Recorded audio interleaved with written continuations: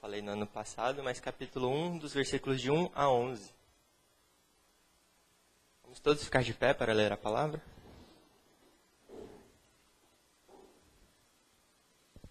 Vamos ler em uma só voz, então. Paulo e Timóteo, servos de Cristo Jesus, a todos os santos em Cristo Jesus, inclusive bispos e diáconos que vivem em Filipos. Graça e paz a vós outros da parte de Deus nosso Pai e do nosso Senhor Jesus Cristo. Dou graças ao meu Deus por tudo que recordo de vós, fazendo sempre com alegria súplicas por todos vós em todas as minhas orações, pela vossa cooperação no Evangelho desde o primeiro dia até agora. Estou plenamente certo de que aquele que começou boa obra em vós há de completá-la até o dia de Cristo Jesus. Aliás, é justo que eu assim pense de todos vós, porque vos trago no coração, seja nas minhas algemas, seja na defesa e confirmação do Evangelho, pois todos sois participantes da graça comigo. Pois minha testemunha é Deus, da saudade que tenho de todos vós, na terna misericórdia de Cristo Jesus. E também faço esta oração, que o vosso amor aumente mais e mais, em pleno conhecimento e toda percepção, para provardes as coisas excelentes e serdes sinceros e inculpáveis para o dia de Cristo, cheios do fruto de justiça, o qual é mediante Jesus Cristo, para a glória e louvor de Deus. Vamos orar então. Senhor Deus, te peço agora que nos ilumine, Senhor, para compreendermos a Tua palavra, que abra os nossos olhos para contemplarmos a maravilha da Tua lei e possamos, Senhor, não somente sermos ouvintes, mas praticantes da Tua obra. Em nome do Teu Filho Jesus que oramos. Amém. Podem se assentar. Então, um pouquinho antes de começar a explicar sobre o texto, eu queria falar um pouquinho sobre essa carta de Filipenses, aos Filipenses, que foi escrita, obviamente, pelo apóstolo Paulo, para essa igreja em Filipos, na Macedônia, provavelmente a primeira igreja na Europa. Eu queria antes só chamar um pouquinho a atenção para o apóstolo Paulo, né? Quem era ele, né? Que ele, sem dúvida, ele era um sábio, né? Um grande mestre com uma educação de primeira, né? Tanto secular como uma educação religiosa, sagrada. Então, Paulo, ou Saulo, ele era de Tarso, né? Uma cidade com nível cultural similar a Atenas e Alexandria. Então, ele conhecia muito bem a cultura do mundo. Ele conhecia os grandes filósofos, podia citar os grandes filósofos da época, como ele citou naquele discurso famoso no Areópago. E também ele teve o privilégio de ser educado aos pés de Gamaliel, um grande mestre da lei. Então ele, fariseu de fariseus, ele mesmo falou que chegou a sobrepujar os outros em excelência. Então ele, sem dúvida, foi uma grande mente. Inclusive, depois da Segunda Guerra Mundial, uma sociedade secular listou ele entre as grandes mentes do século, de todos os séculos. Então ele é considerado, não somente por nós, mas por todos no mundo, como um grande sábio. Eu quero chamar a atenção porque qual que é a situação de Paulo quando ele escreve essa carta? Ele tinha sido apedrejado, açoitado, sofreu naufrágio e está preso, está na cadeia em Roma, vai ficar por 2 anos nessa prisão e a situação dele é terrível, se a gente for pensar assim. E essa carta, ela é conhecida como a Carta da Alegria, ou a Epístola das Coisas Excelentes. Nessa carta, a palavra alegria ou sinônimos aparecem várias vezes. E a questão é como é que uma pessoa tão sábia, tão brilhante, escreve uma carta numa situação dessa, uma carta tão alegre. Uma alegria não somente pelos outros, mas uma alegria pela situação dele. Então é isso que a gente vai tentar ver um pouquinho nessa carta. Talvez um dia, quando eu termine ela. Mas essa é a situação, né? Por que ele está tão alegre? E a nossa situação é um pouco melhor que a de Paulo. Estamos tão alegres como ele está. Então, irmãos, partindo para o texto mesmo, Paulo começa se apresentando, né? Mostrando o autor da carta, ele fala, Paulo e Timóteo, servos de Cristo Jesus. Só uma curiosidade antes, né? Ele começa como Cristo Jesus. Vocês sabem quando que ele começa como Jesus Cristo ou quando ele começa como Cristo Jesus? Já notaram essa inversão de ordem? Por que ele faz essa inversão? Com curiosidade, pesquisem depois e tentem descobrir. Mas a gente nota que a maioria das vezes ele começa se apresentando como apóstolo. Ele começa mostrando a sua autoridade. Ele é o apóstolo Paulo, enviado por Cristo Jesus para pregar o Evangelho. Nessa carta aqui é um pouco diferente. Ele nem se diferencia de Timóteo. Antes era o apóstolo Paulo e o irmão Timóteo. Agora somos o quê? Paulo e Timóteo, servos de Cristo Jesus. Então a gente já vê que aqui essa é uma carta bastante pessoal, que ele não sente a necessidade de mostrar sua autoridade. A autoridade que ele possuía divinamente dada a ele para pregar o evangelho. Então ele começa com essa... demonstrando, de certa forma, o amor e a não necessidade de mostrar sua autoridade. Porque foi uma igreja fundada por ele. Ele conhece perfeitamente os irmãos, tem um carinho tremendo por eles. Não sentiu essa necessidade de se mostrar como apóstolo. Mas pelo contrário, quando ele não se mostra como apóstolo, ele se apresenta como o quê? Como servo de Cristo Jesus. Isso deveria ser a nossa meta também. Nós somos servos de Cristo Jesus. O que significa esse servo? Aqui também poderia ser traduzido como escravo. Ou seja, a vontade dele é a vontade de Cristo Jesus. Ele não simplesmente serve porque ele vai receber alguma coisa em troca. Ele serve porque ele é um escravo de Cristo. Ele foi liberto do pecado e agora ele vive para Cristo. Então ele é um servo como Timóteo, como todos nós. A nossa vida é servir, pertence a Jesus Cristo. Então, essa aqui é uma honra tremenda, um motivo de alegria também tremendo, porque ele é servo de Cristo Jesus. E o que significa isso? Na nossa cultura isso não é muito comum, né? Nós não queremos ser servos de ninguém, nós queremos ser os senhores. Mas nesse caso, nós sabemos muito bem que não dá para ser senhor, não temos como ser maior de Cristo que Deus. Deus é o nosso Senhor. E qual que é o outro posto? Ou estamos com Deus ou estamos fora de Deus. Ou somos amigos de Deus ou somos inimigos de Deus. Então qual é a honra maior que alguém pode ter nesse mundo? Ser servo de Deus. Não tem uma posição melhor nesse mundo do que ser servo de Cristo Jesus. Nós estamos do lado vitorioso, nós estamos com o Senhor Todo-Poderoso, que já venceu. Então essa é a grande honra que todos nós devemos ter em mente. Ser servo de Cristo não é uma pouca coisa. É uma coisa tremenda, porque somos servos do Deus Altíssimo. Ele continua então a todos os santos em Cristo Jesus, inclusive bispos e diáconos que vivem em Filipos. Se dirigindo então a carta para os santos, no sentido de santos separados para Cristo Jesus. Então, uma carta dirigida a Filipos, a igreja de Filipos. E ele continua então, dou graças ao meu Deus por tudo que recordo de vós. Uma coisa interessante também que deveria ser uma prática cristã, que é sempre dar graças. A primeira coisa que ele faz depois de se apresentar é dar graças. E hoje foi bastante interessante porque tivemos 2 hinos de gratidão. E nós vimos que essa deveria ser uma prática cristã que nem sempre é tão realmente praticada. Nós não contamos as bênçãos como nós deveríamos. E nós cantamos um hino que fala, conta as bênçãos e você verá surpresas, quantas coisas Deus já fez. Contando as bênçãos seremos fortalecidos. Damos graças porque o outro hino falou, graça até pela correção paterna. Muitas vezes nós somos corrigidos por Deus ou por algum irmão, Deus através de algum irmão, nós sentimos raiva, nós sentimos a primeiro passo assim, um sentimento ruim, mas isso é uma graça também, nós devemos ser gratos pela correção paterna, inclusive. Essa é uma prática que todo cristão deveria ter, dar graças a Deus. O interessante é que tivemos, no dia da reforma também é comemorado o dia do Halloween em alguns países e o Brasil também está copiando isso. E coisas ruins nós copiamos com facilidade, mas em breve também em outros países, principalmente nos Estados Unidos, teremos o Dia de Ação de Graças. O Dia de Ação de Graças, que é uma coisa boa, nós não copiamos. O Halloween, que é uma coisa ruim, acabamos por copiar e achamos legal, divertido. Mas dar graças a Deus é um dia que eles separam para viver com a família, para almoçar em família, para dar graças, para contar as bênçãos. E é uma prática que eles têm que nós não copiamos. Mas não somente um dia que devemos tirar, mas todos os dias nós devemos iniciar dessa forma. Dando graças a Deus e contando as bênçãos, porque não foi pouca coisa que Ele fez.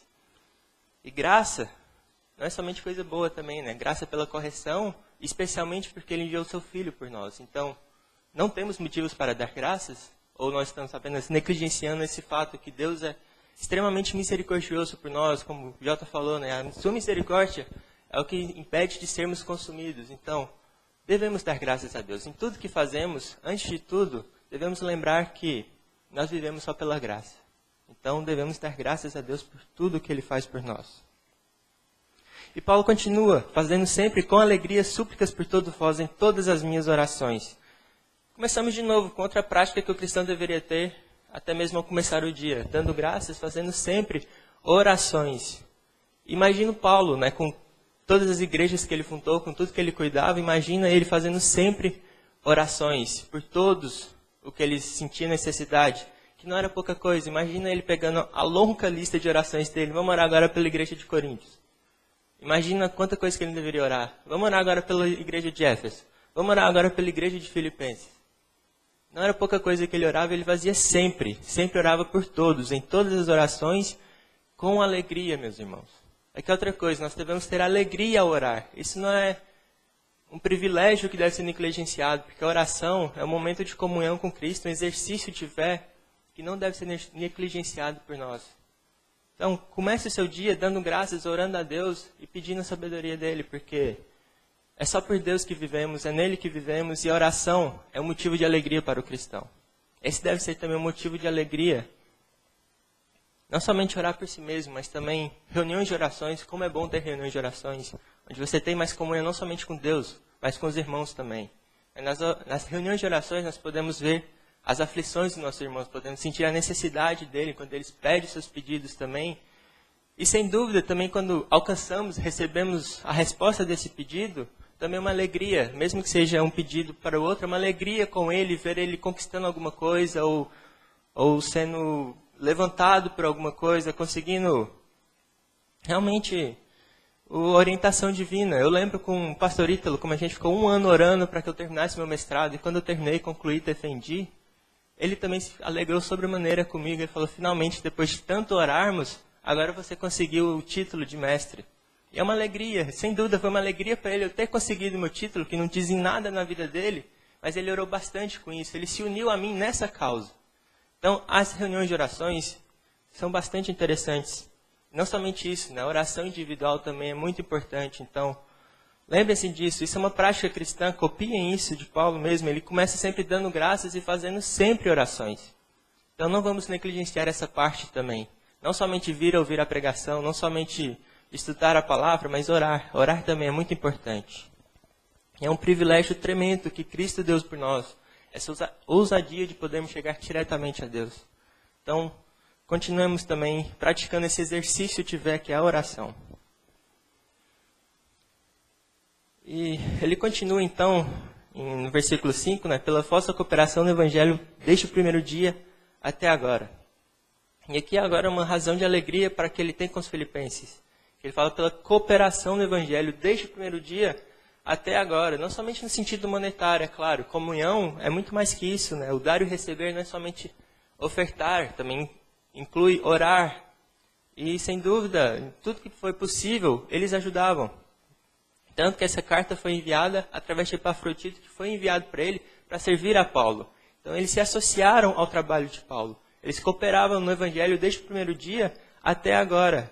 Isso era um motivo de alegria tremendo para Paulo, porque naquele dia, naquela época, cooperar no Evangelho não era fácil. Professar o nome de Cristo não era qualquer um que professava. Naquela época, isso significava perseguição. Ainda mais essa igreja, que era uma colônia romana, eles tinham um culto de adoração ao imperador. Como é que eles poderiam continuar nisso? Eles não deveriam mais praticar as coisas que eram obrigatórias para eles. Sem dúvida, era uma perseguição e poderia significar morte. Então, perseverar no Evangelho era um motivo de alegria tremendo, porque só podia significar uma coisa: eles realmente tinham a fé em Cristo Jesus. Eles realmente queriam viver para Cristo, porque eles estavam largando a vida deles, prejudicando a vida deles, podendo serem mortos por isso, porque eles tinham uma vida maior, um objetivo maior que era servir a Cristo Jesus. Então, essa cooperação, essa perseveração na fé que Paulo via neles era um motivo de alegria tremendo. E por isso que ele escreve uma carta com tamanha alegria para os filipenses também, com os filipenses, porque eles estavam perseverando no Evangelho, eles cooperavam, eles se associaram a Paulo na pregação do Evangelho. E também no sentido financeiro, eles ajudavam Paulo no financeiro e também enviavam pessoas para servir a Paulo. Então eles realmente se associaram na pregação do Evangelho. Estavam em comunhão com Paulo para um objetivo maior, que não era viver para si, mas viver para Cristo. E essa comunhão certamente alegra bastante Paulo. Ele continua então no último versículo que eu preguei no domingo do ano passado, indo um pouquinho rápido para seguir a exposição. Ele fala: estou plenamente certo de que aquele que começou boa obra em vós há de completá-la até o dia de Cristo Jesus. E aqui, logo após ter um culto comemorando a reforma, vou ter que estender um pouquinho mais, porque é um dos pontos bastante interessantes que temos. é que a perseverança dos santos, ou preservação dos santos, que também é um motivo de alegria saber que os santos serão preservados. Ele está certo de que aquele que começou a boa obra vai levar a de completá-la. Que convicção é essa?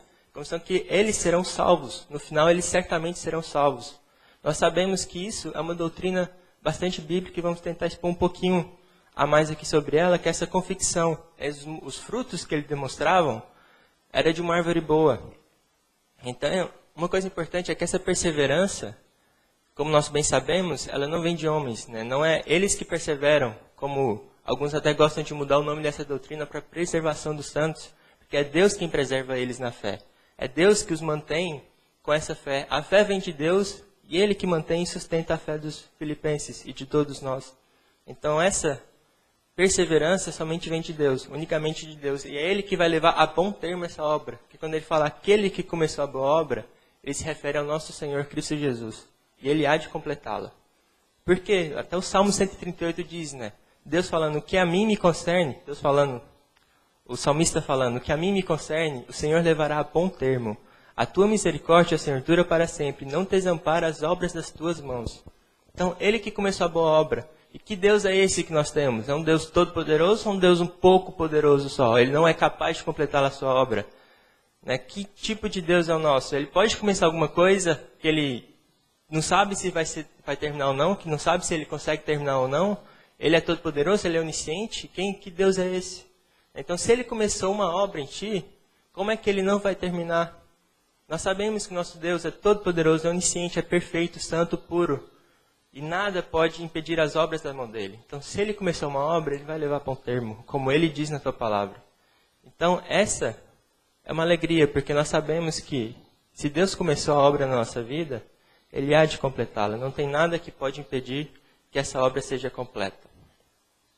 E, obviamente, essa obra que fala, inclusive, em 1 Pedro, versículo 9, fala que é obtendo o fim da vossa fé. Que qual fim é esse? Que é a salvação da vossa alma. Então, essa é a obra que nós sempre ficamos tranquilos, sabendo que Deus está no controle, porque a salvação da nossa alma depende de Deus. Ele vai perseverar na nossa fé, e no final, essa obra será completa. Nossa alma será salva, e viveremos eternamente com Cristo. Ilustrando um pouco essa perseverança, algumas ilustrações feitas por Cristo Jesus, inclusive, no Evangelho segundo João, ele escreve assim, no capítulo 6, de 32 a 39, replicou-lhe Jesus, em verdade vos digo, não foi Moisés quem vos deu o pão do céu. O verdadeiro pão do céu é meu Pai quem vos dá, porque o pão de Deus é o que desce do céu e dá vida ao mundo. Então lhe disseram, Senhor, dá-nos sempre desse pão. Declarou-lhes, pois, Jesus, eu sou o pão da vida. O que vem a mim jamais terá fome, o que crê em mim jamais terá sede. Porém eu já vos disse que, embora me tenhas visto, não credes. Todo aquele que o Pai me dá, esse virá a mim. E o que vem a mim, de modo nenhum lançarei fora. Porque eu desci do céu não para fazer a minha própria vontade, e sim a vontade daquele que me enviou. E a vontade de quem me enviou é esta, que nenhum eu perca de todos os que me deu. Pelo contrário, eu ressuscitarei no último dia. Então Jesus deixa bastante claro que todos que o Pai dá a Ele, irão até Ele. E desses, de modo nenhum lançarei fora, nenhum será perdido. Ele é o pão da vida. E que pão é esse? Não um pão que a gente come e no outro dia já estamos com fome. Esse é um pão que a gente come e nos saciará eternamente. É uma água que a gente bebe e nunca mais teremos sede. Então, uma vez salvo, sempre salvo. E nós perseveraremos até o fim. Ele também ilustra com ovelhas, em João capítulo 10, ele fala que as minhas ovelhas ouvem a minha voz. Eu as conheço e elas me seguem. Eu lhes dou a vida eterna. Jamais perecerão e ninguém as arrebatará de minha mão.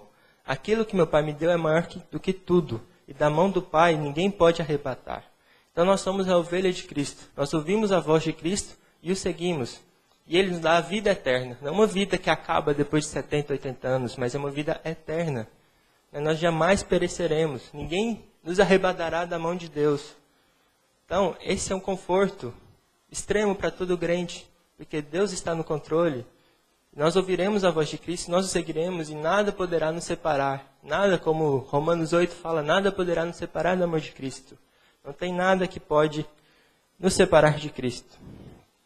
Indo um pouquinho para o Velho Testamento, em Jeremias 32, ele fala, Eles serão o meu povo, e eu serei o seu Deus. Dar-lhes-ei um só coração e um só caminho, para que me temam todos os dias para o seu bem e bem de seus filhos. Farei com eles aliança eterna, segundo o qual não deixarei de lhes fazer bem. Eu porei o meu temor no seu coração, para que nunca se apartem de mim. Isso também é uma promessa de Deus. Deus vai pôr no nosso coração o temor para que nunca nos apartemos dele. Essa é uma promessa de Deus que nós não vamos nos desviar. Todo cristão pode se alegrar porque nada poderá nos separar e Deus prometeu que nós não desviaremos porque o temor a Deus será colocado no nosso coração. Vem de Deus, tudo depende de Deus e não dos homens. Então esse é um conforto tremendo para todo cristão. Importante notar também como Spurgeon fala, pregando sobre Jeremias 32, ele fala, como, pois, são perseverados? Ora, não conforme alguns dizem falsamente, como se pregássemos que o homem convertido pode viver como quiser. Nunca dizemos isso, nunca sequer pensamos assim. O homem convertido não pode viver como quer, ou melhor, é tão transformado pelo Espírito Santo que se pudesse viver como quer, nunca pecaria, mas viveria uma vida absolutamente perfeita. Quão profundamente ansiamos por sermos conservados livres de todo pecado. Não pregamos que os homens podem apartar-se de Deus e viver, e sim que não se apartam dele. Então ele fala que o pecado pode acontecer, sem dúvida. Nós não pregamos que podemos viver de qualquer forma e podemos viver pecando. Ele pode acontecer, mas ele é uma queda na vida do crente. Ele não é uma prática na vida do crente. O que nós pregamos é que se ele pecou, ele vai se arrepender e ele vai se voltar para Deus. Não é possível um cristão viver longe de Deus. Não é possível que alguém viva apartado de Deus, porque a vida somente está em Deus. E o nosso temor é em Deus. Então, se acontecermos de pecarmos, nós voltaremos a Deus. Mas isso é apenas uma queda na vida de um crente. Então, a vida que nós queremos e ansiamos, como somos transformados pelo Espírito Santo, é viver não pecando, é viver para Cristo, é viver pregando o Evangelho. Essa é a prática que todo cristão tem. Não viver pecando como falam que essa doutrina prega, mas é viver pregando a Cristo, viver para Cristo. Depois que somos transformados pelo Espírito Santo, nós não temos outra vontade a não ser a vontade do nosso Senhor Cristo Jesus. Nós somos agora servos de Cristo Jesus e não escravos do pecado. Essa é uma mudança importante na vida de todo cristão. Então, como é que então podemos viver não pecando? Em Hebreus 10, ele fala, porque como muita oferta aperfeiçoou para sempre quantos estão sendo santificados. E disto nos está testemunho também o Espírito Santo, porquanto após ter dito, esta é a aliança que farei com eles. Depois daqueles dias, diz o Senhor, porei no seu coração as minhas leis, e sobre a sua mente as inscreverei. Então aqui, meus irmãos, ele fala que estamos sendo santificados. Então, obviamente, pode acontecer de pecarmos, mas estamos sendo sempre melhorados, santificados, separados cada vez mais para sermos completamente separados do pecado. E como é que nós podemos ser santificados? Ele fala que será posto no nosso coração a sua lei. Na nossa mente ele vai escrever a sua lei. Então é somente pela palavra, pela lei de Deus que podemos ser santificados. Então se queremos ter uma vida santa, só há uma maneira, compreendendo a lei de Deus, estudando a palavra de Deus. Então não há outra maneira de nos santificarmos a não ser pela lei de Deus. Não é pelo que nós achamos que é o correto, e sim pelo que Deus fala que é o correto. Nós somos todos corruptos, a nossa natureza está pervertida, então não há maneira de sabermos o que é correto. A única coisa que sabemos é que a palavra de Deus é santa, é a nossa única regra de fé e prática. Então uma vida santa, um cristão, uma vez transformado pelo Espírito Santo, ele vai buscar essa vida, uma vida de santidade, onde ele vai ser instruído pela palavra de Deus, e não pelo seu pensamento ou as suas convicções. Então ele continua no versículo 7, aliás, é justo que eu assim pense de vós, porque vos trago no coração, seja nas minhas algemas, seja na teveza e confirmação do Evangelho, pois todos somos participantes da graça comigo. Agora ele começa a expressar um pouquinho mais a razão de tamanha confiança nos filipenses, que ele inclusive fala, é justo, no sentido que não seria correto colocar de outra maneira, não tem como dizer que não. É moralmente obrigatório falar que é justo que assim eu pense de vós. Por quê? Porque depois de toda essa prática, não tem como negar, olha aí, eles estão vivendo o Evangelho, eles estão pregando a palavra, eles se associaram comigo no Evangelho. Então, o mínimo que eu posso falar é que é justo que eu assim pense de vós. Então eles participam dessa comunhão, como já ficou claro no versículo 5. Eles cooperam com Paulo desde o primeiro dia até hoje.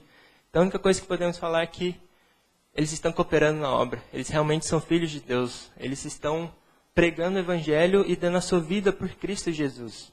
Então é essa fé operosa dos filipenses que mostra que eles estão realmente selados pelo Espírito Santo. É uma fé, não uma fé de professar simplesmente, mas uma fé de trabalhar na obra, né? De arregaçar as mangas e fazer a obra de Cristo Jesus. Porque agora somos servos não para ficar na rede descansando, mas para sermos operosos na tua obra. Uma fé operosa é o que precisamos ter.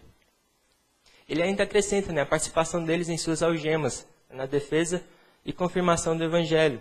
E aqui a igreja de Filipe se mostrou sempre cooperativa com Paulo em todos os sentidos. E sem dúvida ele coloca, vocês estão cooperando comigo na minha defesa e nas algemas também, porque eles enviaram inclusive Epafrodito para servir a ele. Então eles estão orando certamente por Paulo, estão sentindo o sofrimento de Paulo também, eles estão participando das suas algemas e da defesa e confirmação do Evangelho. E abrindo parênteses aqui, essa obra de serviço é uma coisa que todo cristão deveria ter. Então se nós temos algum irmão que está sofrendo, seja em prisão indevidamente ou qualquer tipo de sofrimento, está no hospital sofrendo, padecendo, ou tem um parente que está doente, se ele está com algum problema, é inadmissível que um cristão não vá lá servir a ele. É inadmissível que nós não nos compadecemos dos nossos irmãos no sofrimento ou em qualquer situação e nós deixamos ele de lado. Então isso é o que um cristão deve fazer. E se tem alguém sofrendo, nós devemos estar associados a ele no sofrimento também. Nós devemos auxiliá-lo no que for possível. A igreja de Filipos montou pessoas para servir a Paulo. A igreja de Filipos se associou nas algemas de Paulo, numa época de perseguição. Então isso realmente é um serviço, não a Paulo, mas um serviço a Cristo Jesus. Não é simplesmente a Paulo, mas Paulo está pregando o Evangelho, está fazendo a obra de Cristo Jesus. Nós estamos associando na obra de Cristo Jesus. Então isso, Paulo acrescenta também isso a eles, né? Mas, e continua, né? Porque todos sois participantes da graça comigo. Agora, que graça é essa, então, que eles associaram, né? No sofrimento de Paulo, a graça de Paulo, essa é a graça de Deus, dada ao seu povo. Paulo, ele está só manifestando a graça de Deus, é a salvação por meio de Cristo Jesus. É essa graça que eles estão se associando. Eles compartilham com Paulo isso, a graça manifestada no seu sofrimento. Nas algemas de Paulo, eles estão se manifestando a graça de Deus. E é um motivo de alegria isso, porque Paulo está preso, porque ele está nessas algemas. Isso é puramente a graça de Deus, como diz em Mateus 5, como a gente já estudou também, 11 e 12, fala que bem-aventurados sois, quanto por minha causa vos injuriarem e vos perseguirem, e mentindo disserem todo o mal contra vós. Regozijai-vos e exultai, porque é grande o vosso galardão nos céus. Pois assim perseguiram os profetas que viveram antes de vós. Então, meus irmãos, ser perseguido é uma graça de Deus. Jesus fala para regozijar, porque assim viveram os profetas antes de nós. Então, se fomos perseguidos e nos associamos nessa perseguição, se entregamos a nossa vida por Cristo, mesmo em meio de perseguição, é motivo de alegria. Porque se o mundo está se opondo a nós, quer dizer que nós estamos do lado de Cristo Jesus. É Deus manifestando a sua graça em nós quando sentimos essa oposição do mundo. Ele fala, né, defendendo na defesa e confirmação do Evangelho. Ele está defendendo o Evangelho dos ataques do mundo. Nessa defesa, a nossa fé acaba sendo confirmada. Nós vemos que o mundo está nos opondo, e a nossa fé, a graça de Deus é confirmada em nós. E com isso nós somos cada vez mais edificados. A cada perseguição, a graça de Deus é confirmada na nossa vida. Como Tertuliano disse uma vez, né, o sangue dos mártires é a sementeira da igreja. Quanto mais os cristãos morriam, mais a igreja crescia. Quanto mais éramos perseguidos, isso mais nos alegrava, mais confirmava a fé em Deus e mais ainda pregávamos ousadamente o Evangelho. Então esses sofrimentos, irmãos, é uma graça, é a semente da igreja, esse sangue dos mártires.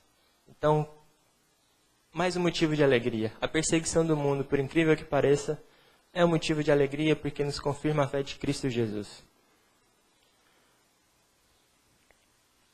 Então ele continua no versículo 8. Pois minha testemunha é Deus, da saudade que tenho de todos vós, na terna misericórdia de Cristo Jesus, Agora Paulo invoca Deus como testemunha para confirmar a veracidade das suas palavras. Do íntimo do seu ser ele tem saudade de todos vós, na terna misericórdia de Cristo Jesus. Agora que ele coloca a origem do amor que ele tem pelos filipenses. É que o amor no mundo já está bastante distorcido. As pessoas não têm mínima ideia do que é o amor. E o amor nós sabemos que Deus é amor. E essa é a origem do amor de Paulo, é na terna misericórdia de Cristo Jesus. O amor que ele sente pelos filipenses é o amor que Cristo Jesus sente pelos filipenses. Então o amor que está saindo de Paulo para ele é o amor de Cristo atravessando Paulo e chegando aos filipenses. A origem do amor é divina. A origem do amor não é um sentimento humano, por assim dizer. Ele tem a origem em Deus.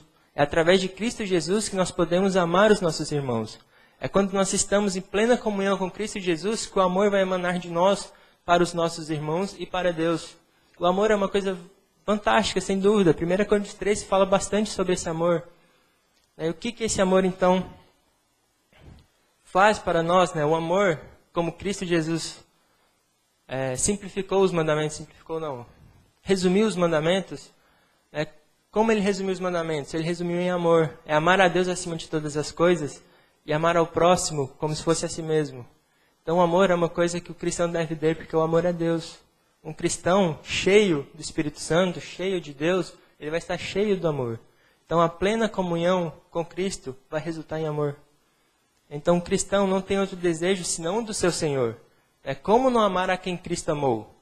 De tal maneira que deu seu Filho. Então se Cristo ama os filipenses, como é que eu não vou amar? Se eu amo a Cristo, eu tenho que amar meu irmão. E João também fala, aquele que não ama o seu irmão não ama Deus.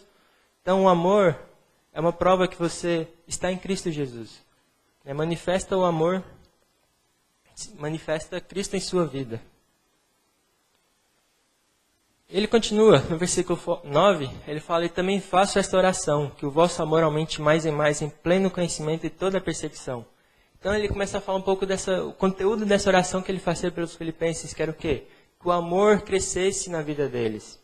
O conteúdo dessa oração é, sejam cheios do amor de Cristo. É o amor verdadeiro como de Cristo, como que ele falou que ele tem. O amor é nas ternas misericórdias de Cristo. Então que esse amor de Cristo cresça em vós e de vós para os seus irmãos. Não qualquer amor, um amor pleno. O nosso alvo sempre é o que? Cristo Jesus, é a plenitude de Cristo. Então nosso alvo é ter esse amor pleno. Não um amor como o mundo pensa que é amor, mas um amor pleno que inclui todas. Todas essas crianças que muitas vezes fazem muita bagunça, crianças do morro e crianças de tudo que são bastante difíceis de lidar. Mas como é que vamos falar que Cristo ama ou não ama eles? Se nós não sabemos se eles são cristãos ou não, se Deus vai colocar fé neles ou não. Então se Cristo ama eles, como é que nós não vamos amá-los? Nós devemos amar a todos como Cristo amou. E como é que Cristo amou? Ele dá vida por eles. Então nós temos esse amor pleno, que vemos em Coríntios que esse amor é maior que a fé e a esperança. O amor vai permanecer para sempre. E a fé, uma vez nós faremos Cristo, então não precisaremos mais te ver, nós veremos com nossos próprios olhos. A esperança vai acabar porque foi tudo consumado. Nós já viveremos com Cristo, não precisamos ter esperança porque já estamos eternamente ligados a Cristo. Mas o amor, o que acontece com o amor que sentimos agora por Deus? Ele vai permanecer. A fé e a esperança não será mais necessário, porque estaremos com Deus. Mas o amor permanecerá eternamente.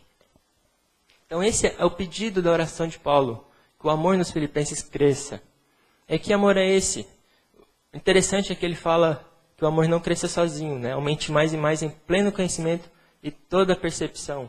Então não é um amor qualquer. Esse amor de Cristo não é um amor qualquer. Ele não pode ser cego ou egoísta, como muitas vezes pensamos ou sentimos. Então, como é que pode alguém amar a Cristo e não dar ouvidos, ou sequer conhecer o que Cristo fala na sua palavra? De maneira nenhuma esse amor. Então o amor ele tem que crescer em pleno conhecimento e toda percepção. Jesus fala, em João 14, aquele que tem os meus mandamentos e os guarda, esse é o que me ama. E aquele que me ama será amado por meu Pai, e eu também o amarei e me manifestarei nele. Continuando, disse-lhe Judas, não Iscariotes, de onde procede, Senhor, que estás para manifestar-te a nós e não ao mundo? Respondeu Jesus, se alguém me ama, guardará minha palavra. E meu Pai o amará e viveremos para ele e faremos nele morada. Quem não me ama, não guarda as minhas palavras. E a palavra que estás ouvindo não é minha, mas do Pai, que me enviou. Então o amor, ele tem que estar condicionado a esse conhecimento da palavra de Deus, a guardar os seus mandamentos. Jesus fala que aquele que não guarda, esse não ama. Esse amor que ele professa, mas não guarda os mandamentos, é um amor falso. O amor verdadeiro, ele vai guardar os mandamentos de Deus. Não tem como fugir disso, nós temos que conhecer a palavra. Em Salmo 32 ele fala, instruir-te-ei e te ensinarei o caminho que deves seguir, e sobre as minhas vistas te darei conselho. Então, pela lei de Deus, nós somos instruídos. Deus nos dá conselho constantemente através da sua lei. E ele fala como é que nós devemos andar. No versículo 9 ele fala, não sejais como cavalo ou a mula sem entendimento, os quais com freios e cabrestos são dominados, de outra sorte não te obedecem. Então, a nossa obediência não deve ser cega, não deve ser de qualquer maneira, porque como é que sequer saberemos como obedecer se nós não conhecemos a tua palavra? Então, nossa obediência em amor deve ser através do conhecimento da tua palavra, através da instrução que o Senhor nos dá, do conselho que nós temos através da palavra de Deus. Portanto, amados irmãos, o amor só pode crescer de uma maneira saudável, somente de uma maneira, acompanhado de conhecimento e percepção. O conhecimento sem o amor não é nada, como vemos em Coríntios, né? Com toda a ciência, mas faltar o amor, nada seremos. Ciência literalmente é conhecimento, mas o amor deve crescer com conhecimento. Conhecimento por si só não leva a nada, sem o amor não leva a nada. Mas o amor deve crescer com esse conhecimento para sermos plenos. O objetivo do cristão é sempre a plenitude, não é só um aspecto da vida do cristão, não é somente o amor de qualquer maneira, mas é o cristão como todo. Inclusive o conhecimento e a percepção. Então, para crescer saudável, para experimentar essa plenitude do amor, devemos crescer em conhecimento e percepção. E em João 17 ele ainda fala, né, que a vida eterna é esta, que te conheçam a ti, o único Deus verdadeiro, e a Jesus Cristo a quem enviaste. Então, como é que vamos amar a quem não conhecemos? Como é que amaremos um Deus se sequer conhecemos o que Ele nos disse, o que Ele manda nos fazer? Então, o amor deve ser acompanhado de conhecimento de Deus. O engraçado é que na igreja de Éfeso, eu vi Russell Shedd falando que um dos manuscritos, quando Paulo foi lá e criou a igreja, ele passou um bom tempo com eles. E 2 anos desse tempo, ele ensinava a igreja 5 horas por dia. Então, o amor de Deus que chegou naquela igreja veio acompanhado de conhecimento. Paulo passou 2 anos, todo dia, ensinando 5 horas sobre a palavra de Deus. Para fundar a igreja. Ele acabou de juntar a igreja e passou todo esse tempo instruindo os irmãos de Efésios. Se não me engano, foi Efésios. Então, o amor deve vir acompanhado do conhecimento, porque só podemos obedecer a quem conhecemos. E para que isso, então? No versículo 10 ele continua, para aprovardes as coisas excelentes e serdes sinceros e inculpáveis para o dia de Cristo. Então, a razão desse amor acompanhado de discernimento é que ele precisa ser criterioso. Para o quê? Aprovar as coisas excelentes. E a ideia aqui de aprovardes é como se examinasse um metal precioso para ver se ele está puro, se toda a impureza foi tirada dele. Então, o cristão também deve ser assim, um amor criterioso para saber o que é belo espiritualmente, o que é puro espiritualmente. Então, nós não podemos ser enganados por aparências, por falsa aparência ou por mentiras. O amor deve ser criterioso para saber escolher, discernir as coisas que vão te levar para o céu, as coisas concernentes ao reino de Deus. O amor deve ser criterioso para escolher as coisas excelentes. Então, é necessário esse conhecimento, essa percepção. Porque o amor tem que ser rigoroso. Porque tem muita coisa aí que se diz ser de Deus, mas não é de Deus. Então, como é que podemos sair amando essas coisas que têm aparência santa, mas na verdade não vem de Deus, não procede de Deus? Então, precisamos ter esse critério para saber o que vem de Deus e o que não vem de Deus. E a palavra de Deus, que é essa espada que atravessa tudo, e apenas por ela que podemos compreender o que vem de Deus. Então, o amor vai nos ajudar, com entendimento, a julgar as coisas que são essenciais e vitais para a nossa vida espiritual. O amor vai nos ajudar a aprovar as coisas que temos na nossa frente.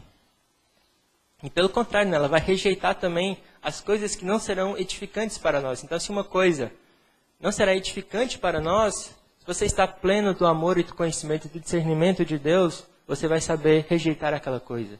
Você vai ter capacidade para rejeitar o que não vai te edificar. E a ideia também de sermos sinceros e inculpáveis, na palavra que Paulo usou, ela tem uma ideia de não ser tropeço para alguém também.